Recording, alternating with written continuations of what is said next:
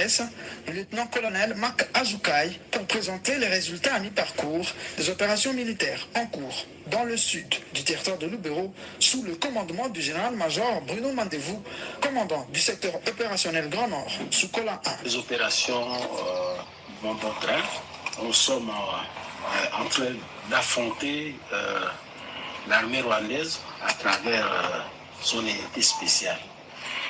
Aujourd'hui, nous nous retrouvons dans ce contexte et dans cet espace pour vous démontrer l'implication du Rwanda à travers son armée. Parmi les capturés figure ce jeune militaire rwandais, Iradon Kunda, Jean de Dieu, c'est son nom. Soldat de première classe et membre du 110e bataillon de la force spéciale de RDF, l'armée rwandaise. Il fait partie des militaires rwandais qui ont été déployés en République démocratique du Congo depuis près de 2 ans maintenant, affirme-t-il.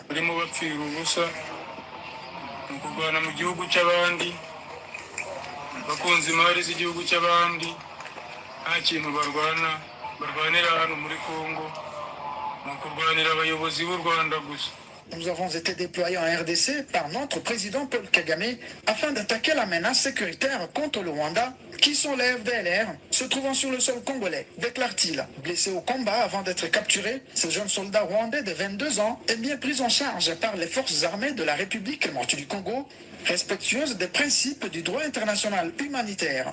Il dit craindre pour sa vie s'il est rapatrié dans son pays, le Rwanda, et demande aux autres militaires rwandais de refuser d'être déployés en RDC pour se faire tuer, juste pour des intérêts expansionnistes et surtout économiques des dirigeants rwandais. Pendant ce temps, sur toutes les lignes de front, les FARDC maintiennent la pression sur l'ennemi. Les 11 encore sous occupation du M23 seront récupérés, rassure le